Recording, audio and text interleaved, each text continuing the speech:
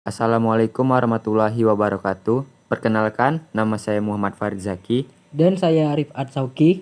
Di sini kami akan mempresentasikan PPT kami yang berjudul Masa Pemerintahan Indonesia pada Masa Reformasi.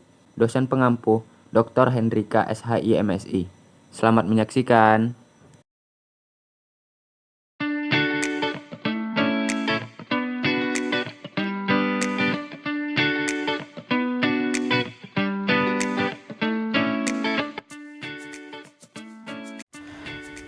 Pembatasan jabatan presiden melalui amandemen pertama UUD 1945 yang disahkan pada tahun 1999 ditetapkan bahwa presiden dan wakil presiden hanya boleh menjabat selama 2 periode berturut-turut atau tidak berturut-turut dengan durasi 5 tahun untuk setiap presiden.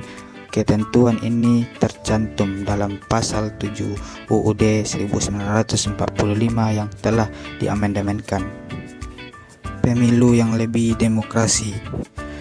Ciri-ciri pemilu demokrasi yaitu langsung, umum, bebas, rahasia, jujur, dan adil. Luber Jurdil yang desentralisasi kekuasaan. Dasar-dasar hukum desentralisasi kekuasaan. Yang pertama, Undang-Undang Nomor 22 Tahun 1999 tentang Penerimaan Daerah. Nomor 2, Undang-Undang Nomor 25 Tahun 1999 tentang Perimbangan Keuangan antara pemerintah pusat dan daerah. Yang ketiga, revisi dan Undang-Undang Nomor 32 Tahun 2004. Penggunaan lembaga legislatif. Pada masa reformasi mengutuk penguatan legislatif seperti Dewan Perwakilan Rakyat DPR dan Dewan Perwakilan Daerah DPD menjadi salah satu fokus utama menciptakan sistem pemerintahan yang demokrasi dan berimbang. Penguatan Dewan Perwakilan Rakyat.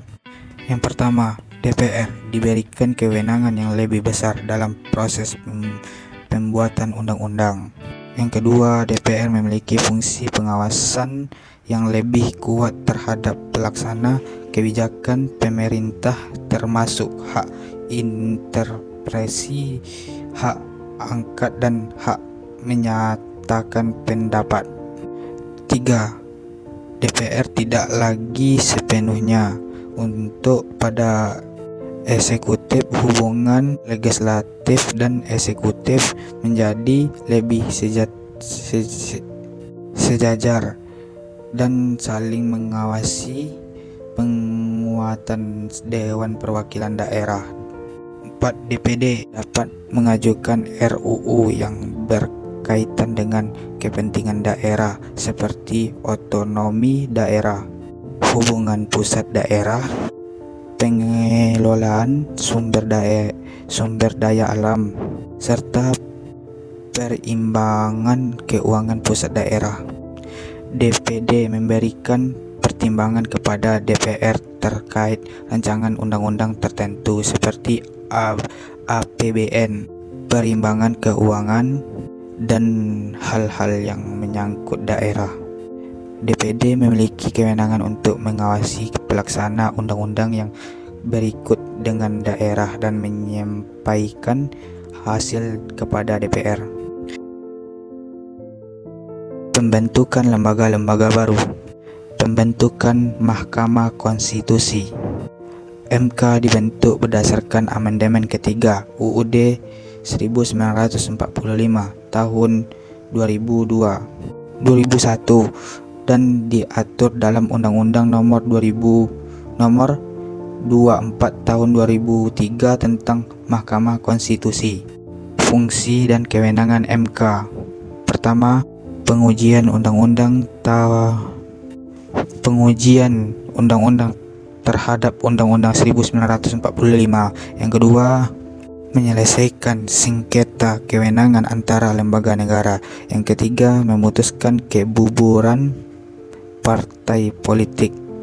Yang ketiga, memutuskan pembubaran partai politik. Yang ketiga, memutuskan perselisihan hasil pemilu. Yang kelima, memutuskan impeachment presiden dan wakil presiden. Pembentukan Komisi Pemberantasan Korupsi. KPK dibentuk berdasarkan Undang-Undang Nomor 30 Tahun 2002 tentang Komisi Pemberantasan Tindak Pidana Korupsi. Tugas dan kewenangan KPK. Yang pertama, mencegah korupsi. Kedua, penindakan korupsi. Yang ketiga, koordinasi. Keempat, pengawasan terhadap lembaga lain. Reformasi birokrasi dan hukum. Reformasi birokrasi dan hukum adalah bagian integral dan perubahan besar yang terjadi di Indonesia pasca Orde Baru. Tujuannya adalah memperbaiki kekuasaan pelayanan publik, menciptakan pemerintahan yang bersih dan membuangkan sistem hukum yang adil, dan membangun sistem hukum yang adil, transparan dan bebas dan korupsi. Reformasi birokrasi. Langkah-langkah reformasi birokrasi. Yang pertama, restrukturisasi organisasi, mengurangi tumpang tindih kewenangan antara kementerian atau lembaga. Yang kedua, penerapan sistem merit. Pengangkatan dan posisi jabatan dilaksanakan berdasarkan kompetensi, kinerja, dan integritas, bukan koneksi politik. Yang ketiga, penguatan sistem pengawasan. Pembentuk lembaga seperti Ombudsman Republik Indonesia untuk mengawasi melayani publik dan menindak penyimpangan. Empat, penerapan reformasi digital. Digitalisasi layanan publik melalui e-government untuk meninggalkan transparansi dan mengurangi peluang korupsi. 2. Reformasi hukum. Langkah-langkah reformasi hukum.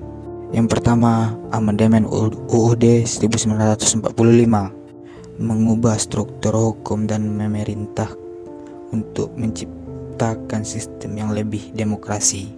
2. Pembentukan lembaga hukum baru. Mahkamah Konstitusi mengawasi pelaksana konstitusi. Komisi Yudisial mengawasi perilaku hakim dan menjaga independensi peradilan. Komisi Pemberantasan Korupsi menegakkan hukum dalam kasus-kasus korupsi besar. 3. Reformasi peradilan, memperkuat independensi peradilan dengan mengurangi campur tangan eksekutif. 4. Perubahan peraturan hukum, revisi undang-undang yang tidak sesuai dengan revisi demokrasi dan HAM. Materi selanjutnya ialah kebebasan pers dan HAM. Reformasi di Indonesia yang dimulai pada tahun 1998 membawa dampak besar terhadap kehidupan politik, sosial, dan hukum. Salah satu aspek penting dari perubahan tersebut adalah kebebasan pers dan penghormatan terhadap hak asasi manusia. Yang pertama yaitu perubahan kebebasan pers setelah reformasi. Yang pertama yaitu penghapusan undang-undang yang membatasi pers. Setelah 1998, kebebasan pers diatur dalam Undang-Undang Nomor 40 tahun 1999 tentang pers yang menjamin kebebasan pers dan independensi media. Yang kedua, muncullah media baru. Media baru bermunculan baik dalam bentuk surat kabar, televisi, radio, maupun platform daring atau online. Yang ketiga, penguatan peran pers. pers kini memiliki peran yang lebih besar dalam mengedukasi publik, membangun opini publik, dan mengawasi kinerja pemerintah. Yang kedua, perubahan HAM setelah reformasi. Yang pertama, amandemen Undang-Undang Dasar 1945. Dalam amandemen ketiga Undang-Undang Dasar 1945 tahun 2001, hak asasi manusia diakui dengan jelas pada pasal 28. 2. Pembentukan Komisi Nasional Hak Asasi Manusia atau Komnas HAM. Komnas HAM ini dibentuk untuk melindungi dan mempromosikan HAM, serta menyelidiki pelanggaran HAM yang terjadi di Indonesia. Yang ketiga, Undang-Undang tentang Pengadilan HAM. Dibentuk Pengadilan HAM yang bertugas mengadili pelanggaran HAM yang berat, baik yang terjadi di masa lalu maupun yang terjadi setelah reformasi. Yang keempat, penyelesaian pelanggaran HAM masa lalu. Selanjutnya yaitu partisipasi publik dan masyarakat sipil. Pada masa Orde Baru, partisipasi publik dalam protes politik sangat terbatas. Pemerintah Orde Baru menerapkan sistem yang sangat sentralistik, di mana keputusan politik dan kebijakan besar diambil oleh pemerintah tanpa keterlibatan aktif masyarakat. Setiap kritik terhadap pemerintah dibatasi, dan ruang bagi oposisi politik sangat terbatas. Ini menciptakan ketidakadilan dan ketidaksetaraan dalam akses terhadap pembuatan kebijakan. Pada masa reformasi, partisipasi publik dan peran masyarakat sipil mengalami transformasi signifikan yang memungkinkan Indonesia bergerak menuju negara yang lebih demokratis dan responsif terhadap kebutuhan rakyat. Kebebasan berekspresi, keberagaman opini, serta ruang organisasi masyarakat sipil untuk berperan aktif dalam proses politik telah memperkaya proses demokrasi. Oleh karena itu, partisipasi publik dan masyarakat sipil harus diperkuat agar Indonesia dapat mencapai demokrasi yang lebih matang dan inklusif. Materi selanjutnya adalah pemisahan Polri dan ABRI. Pemisahan Polri dan ABRI menjadi salah satu tuntutan utama dalam reformasi yang terjadi setelah jatuhnya Presiden Soeharto pada tahun 1998. Pemisahan ini bertujuan untuk meningkatkan profesionalisme Polri, agar Polri berfokus pada tugas-tugas penegakan hukum dan menjaga keamanan dalam negeri tanpa campur tangan politik atau militer. Yang kedua, memisahkan fungsi militer dan kepolisian untuk menghindari pengaruh dan dominasi militer terhadap urusan kepolisian yang seharusnya fokus pada penegakan hukum, bukan pada urusan politik atau pertahanan negara. Yang ketiga, mengurangi intervensi TNI dalam politik. Salah satu tujuan reformasi adalah memisahkan peran TNI dalam kehidupan politik, sehingga militer tidak lagi memegang kekuasaan yang besar dalam pemerintahan. Pada Undang-Undang Nomor 2 Tahun 2002 tentang Kepolisian Negara Republik Indonesia, secara resmi dipisahkan dari ABRI. Dalam undang-undang ini, Polri dijadikan sebagai lembaga independen yang terpisah dari struktur militer dan bertanggung jawab kepada Presiden dan bukan lagi berada di bawah TNI. Pembentukan Polri yang profesional dan netral menjadi prioritas dengan tujuan untuk menjaga ketertiban dan keamanan tanpa campur tangan politik atau militer. Pemisahan fungsi TNI dan Polri juga dilakukan dengan menjadi TNI sebagai kekuatan pertahanan yang hanya bertugas untuk menjaga kedaulatan rakyat, sementara Polri bertugas untuk menjaga ketertiban dalam negeri dan menegakkan hukum. Selanjutnya ada perubahan nama Irian Jaya menjadi Papua.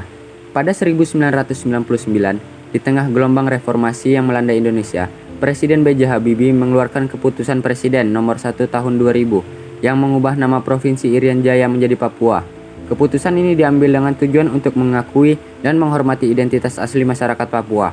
Selain itu, perubahan ini juga dimaksudkan untuk memperkuat integrasi Papua ke dalam Negara Kesatuan Republik Indonesia, serta mengurangi ketegangan yang muncul akibat ketidakpuasan masyarakat Papua terhadap kebijakan pemerintah pusat sebelumnya.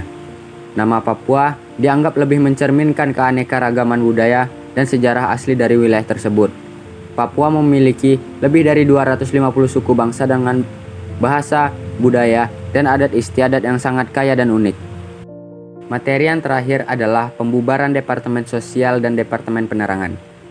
Departemen Sosial dibentuk dengan tujuan untuk menangani masalah kesejahteraan sosial, kemiskinan, dan bantuan sosial di Indonesia. Alasan pembubaran Departemen Sosial adalah yang pertama, penyalahgunaan kekuasaan, birokrasi yang tidak efektif, dan perubahan dalam struktur pemerintahan.